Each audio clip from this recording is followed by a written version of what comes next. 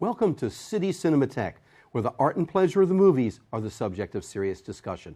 I'm your host, Jerry Carlson, and I teach film studies at the City College of the City University of New York. Today, as part of our celebration of the 25 years of Milestone Films, the great boutique distributor, we're screening the 2002 family drama from Bangladesh, The Clay Bird. Directed by Tareque Masud, this film won a major prize at the Cannes Film Festival, and it's a prize it much deserved. It shows the drama of a family in the moment of the birth of the nation of Bangladesh. There's a lot to see in this film, there's a lot to talk about, and we have 30 minutes to do so after today's screening.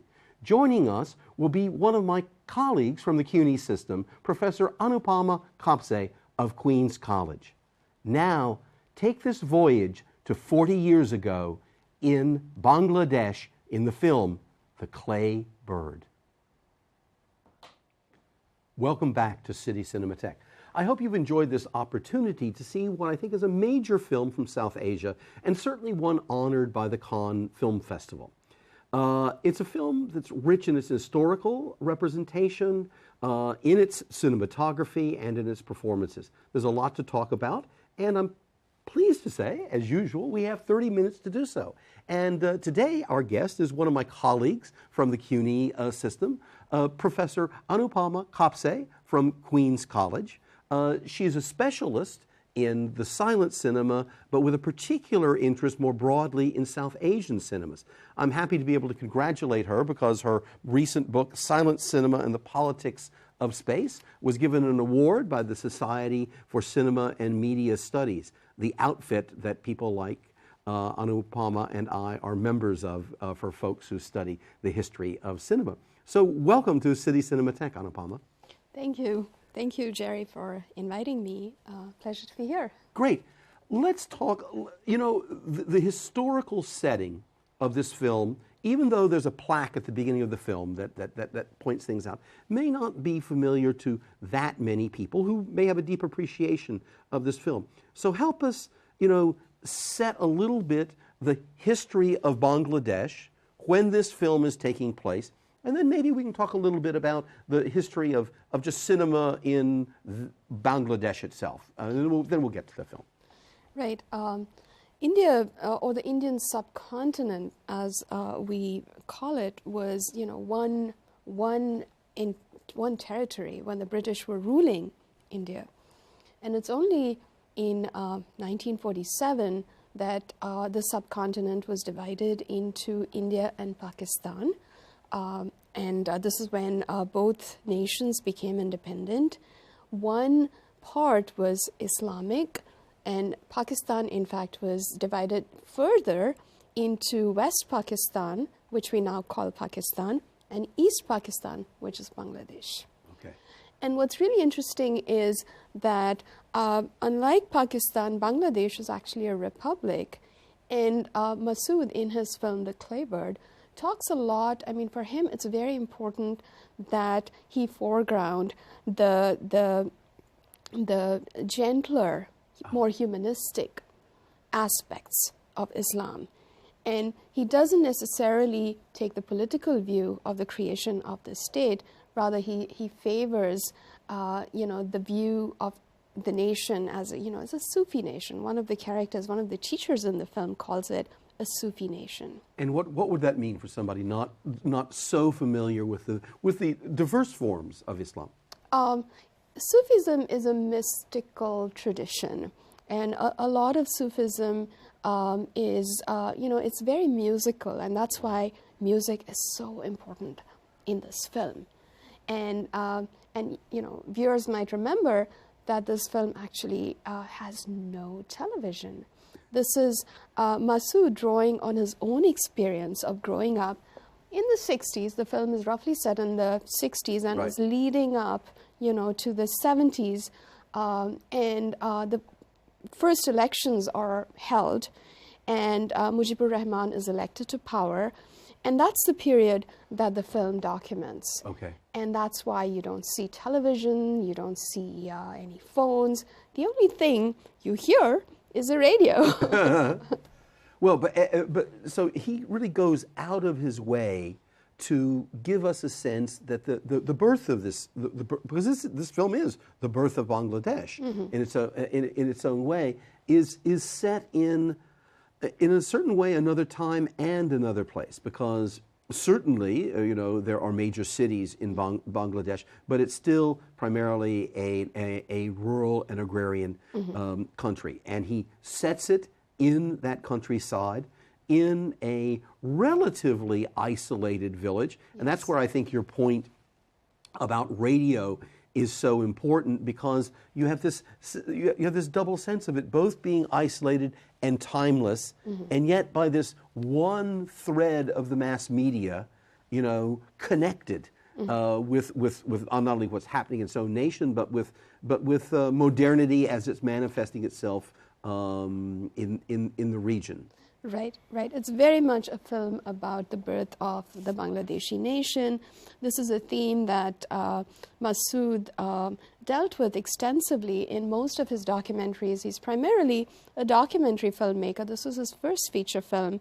And Muktir Gaan, which translates as Songs of Freedom, is a documentary he made in 1995, which is just a collection of songs about the birth of the nation. Ah, okay. Well, I think you just brought up two very interesting points. I mean, one is his origins are in not in the artificial tradition and studio-bound tradition of the different cinemas of the subcontinent of India, with Bollywood being the most famous, and of course with Dhaka being the major city of East Pakistan and Bangladesh. The cinema is referred to as Dollywood. Yes. But he's coming out of this tradition of the documentary that captures the material features of the culture as they existed, even when he has to recreate them. There's a wonderful story about the fact of how long it took them to find one of the boats. Yes. In the film, because they wanted everybody to have the experience of moving around and to capture that in the film. Absolutely. I mean, that festival, the boat festival, is apparently held only once a year. And Masud and his wife, Catherine Masud, who's actually Chicago-born, they collaborated on the script for the film, and they worked very closely together. They had to film everything in one day. So location shooting is very important for Masud. He's also using primarily sort of non-actors, very much like Ray was, doing with Pather Panchali's Song of the Road, which is a major influence for this film. But I'd also like to mention another filmmaker who's not as well known. This is Ritik Ghatak, who was Ray's contemporary, much more melodramatic, in terms of the treatment and the style that he used in his films, but deeply preoccupied with partition, deeply preoccupied with the division of the subcontinent and how painful that was. Well, and I think one of the things that happens, particularly when you're half a world away, as we are at this particular moment, one, over a period of time, that pain can be lost by distance or forgotten, and he wants to recover that, which is a highly noble thing. But then also it becomes more convenient to, in a certain sense, turn it into a melodrama of two sides in which everything is clear on each side. And one of the things that I find so admirable about this film is how diverse this village is, and the surrounding towns. I mean, there's no single character who has the allegorical role of saying, I am Bangladesh. In fact, it's, even within his own family members have highly different views of what this moment not only means to them, but what it means to be Bangladeshi. Right. It's really interesting that, the other side becomes the forbidden object, and everybody's drawn to that. They're drawn to the music that's coming from the other side. They're drawn to the boats, which are actually sort of transitions between the two sides, which is why it's so important. And I think at a larger level, this is also a film that documents the transition from tradition to modernity, that the birth of the nation calls for. Absolutely. It's a very, very painful transition, and that's why the music is so important, because it dramatizes, expresses the pain of moving from this traditional way of life into a more modern form.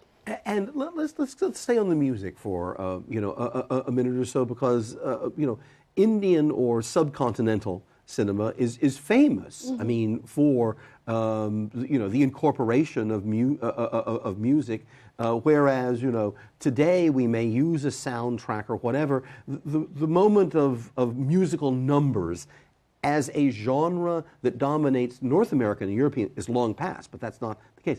But I think the use of music is a bit different here. How is he using it that would differ from the commercial Indian or Pakistani or Bangladeshi cinema? It's a really important question, and one of the singers is actually a real singer called Manjula Begum. These are sort of itinerant baul singers who are also, drawing on a Sufi tradition. They are not, they're not associated with, commercial forms of music. Okay. So he's not using a playback singer. He's not using a set. He's not using extras. All the things that the commercial film industry uses. This is, he's literally taking non-actors, traditional entertainers, and putting them on film. So although this is a feature, it's very much sort of a documentary style of working. Ah, that's interesting. So the word that I would therefore introduce is that he's not only recreating this particular moment of the past, but I would say there's even, he has this impulse to archive that. That is to, in that sense of gathering a whole set of cultural materials that define that particular moment in the history of the nation. And certainly these, certainly the musical sequences do that in two ways. I mean, one, simply the site of the performance. I mean, of it's a form of entertainment for the people in the village. Right. Where would you go if there was no television, no cinema?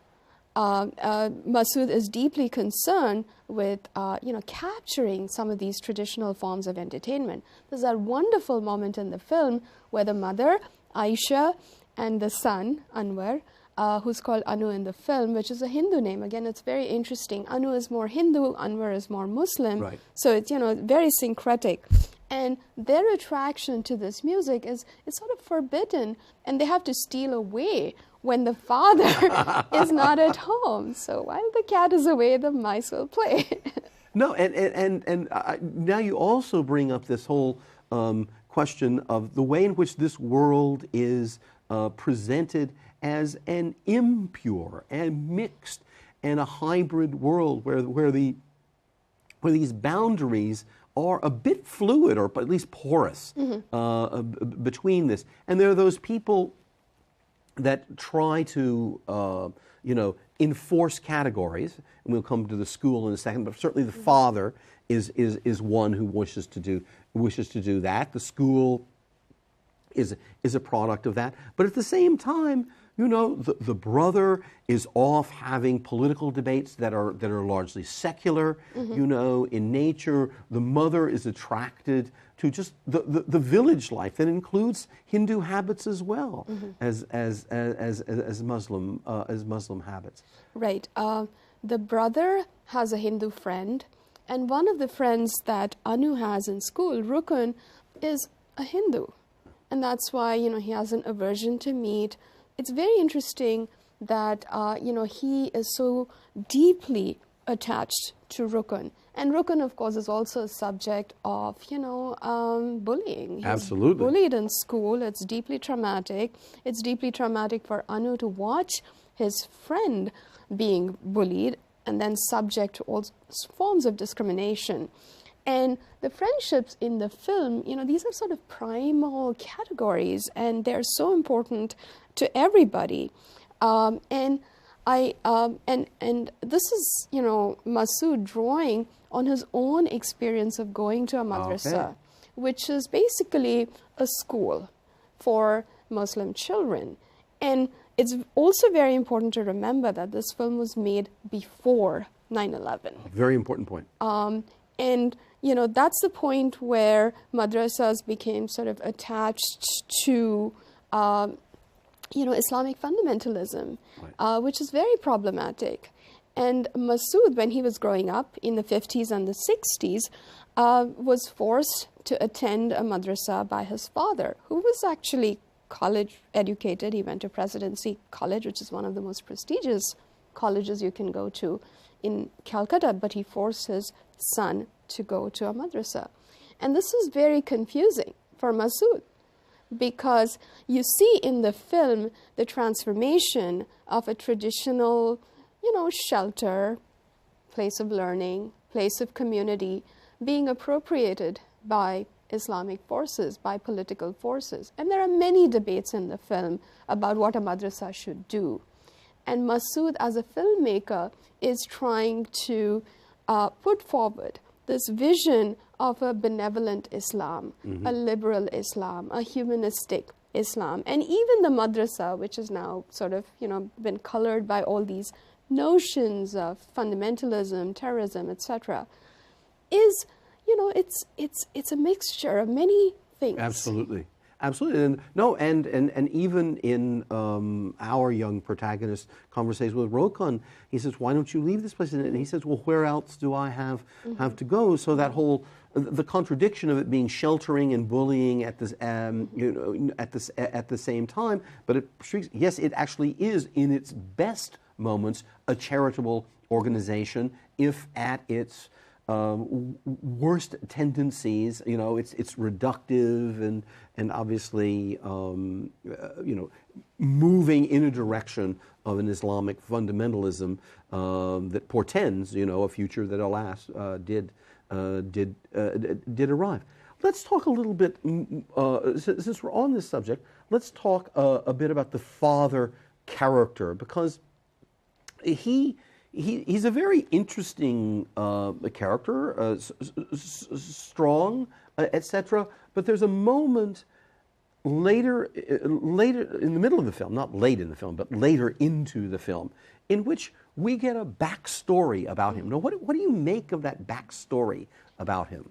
You know, I really admire Masud's vision. It's very accommodative, because on the one hand, he is resentful. This is an autobiographical film. He's resentful of his father because his father forced him to go to a madrasa, and Masud himself moved away to Western education in later life. He even spent a lot of time abroad, and you know, some of that he, you know, experiences sort of it. He works it back into the narrative of the film, but Masud is kind even to the father, because the father at first forces his way of thinking upon all of his family members. There is a very difficult fight between husband and wife that the young Anu is sort of trying to understand.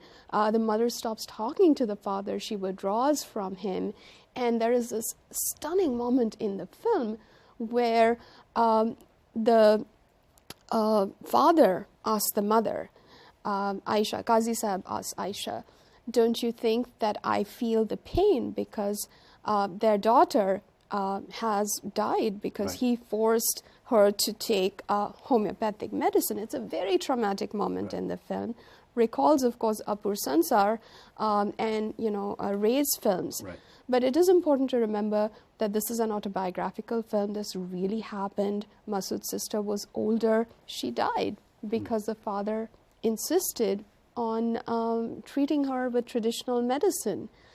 And so there's that moment of confrontation between husband and wife where the husband says, don't you think I feel the pain of our daughter's loss? And the mother says, even those who hurt feel pain. Right. No, it's one of those. It's a stunning moment. It really marks him, and I like what you've said, because this puts him in this strong line of the great humanist filmmakers like Sajid Ray, but also to another filmmaker who was at a certain point fascinated by India, Jean Renoir, and the very, very famous line from Renoir's The Rules of the Game, the most terrible thing is that everyone has their reasons. And that's one of the things that Masud does, is that he grants everyone a voice and reason here, even if, you know, even if he has to show what suffering their particular perspective has caused. And indeed, you also bring up this issue of the homeopathic medicine, because that's, I think, one of the threads in the film that is about again, the birth or the transition from a traditional society to a modern society. And we have that. We have the mother getting the prescription from the Western, and him saying, we can't mix these things at all. But then later on, he rejects.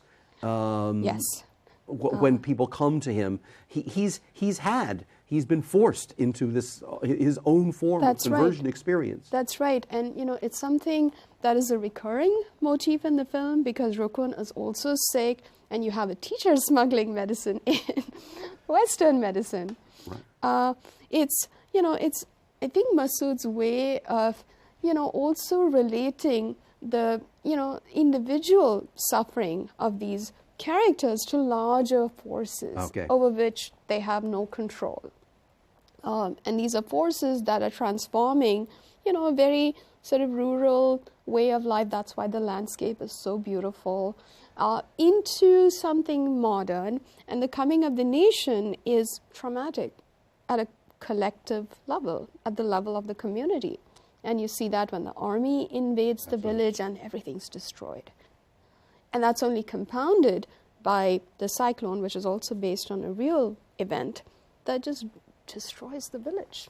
It's like in one fell swoop, history sort of changes everything. I think you point out to the considerable art in the plotting of this film, the way in which the birth of Bangladesh, of this particular nation, is seen as something traumatic through both events to the nuclear family, but in these larger things, the cyclone, and then this, of course, is a film that ends literally with the destruction of a village and people as refugees. Now, people will know that the nation will have its birth, but the point is, the film chooses to stop at the moment of maximum destruction of the village, of the family unit, and of the place of making them into refugees. Right. And these are large historical forces, political forces over which human beings have no control. So they suffer. And what Masud is at great pains to do is to recover the forms that were able, that had the resilience. That provided people with the resilience to withstand some of these transformations. That's why the music is so important. The sense of community is so important. You see the whole village going to the performance of the music. You literally see that community. And Masud is at great pains to capture the landscape. And, in one of his interviews, he says that he did not want to make it pretty, that he just wanted to capture it the way it was. So he avoids, sort of rhetorical flourishes. He doesn't want to jazz up the narrative and make it cinematically sophisticated. He keeps it very simple, because this is a form that's born out of the suffering of the people. This is a form that is born out of the experience of the nation. Well, we don't have very much time left, but I think it's worth talking about just for a moment, about the treatment of the mother character. I think the mother is a very interesting figure. She's sort of the heart of the film, because she represents the resilience. She represents, the voice of truth. She's the one who challenges the father, even within her very sort of limited position. She doesn't work, she's not economically independent, but she challenges him. And she sort of follows her instinct, because that's all we can do when, there are such large forces at work. Okay. Well, we're going to have to call a halt, as it were, to our discussion at that. But I think it's a very, very good moment to contemplate what she's able to accomplish and what she represents, within that set of restrictions under which she lives. If you've liked today's discussion and you'd like to see more of international cinema, please join us here on City Cinematheque. Now, how would you find out about that and about the other programming at CUNY TV? No problem. Visit our website. Visit www.cuny.tv. There you'll find the schedule of City Cinematheque, descriptions of the other programming at a City University Television, and ways to communicate with us. You can get on mailing lists as well as send us your commentary if you wish. So please visit www.cuny.tv. Anupama, what a pleasure to have you here and to bring your expertise on South Asian cinema to our audience for City Cinematheque. I look forward to having you visit another time as well. Thank you for having me. Great. And I want to thank you for joining us today as we looked at the clay bird. And I want to invite you to join us in coming weeks as we continue to stroll through the archives of film history. But for now, it's goodbye.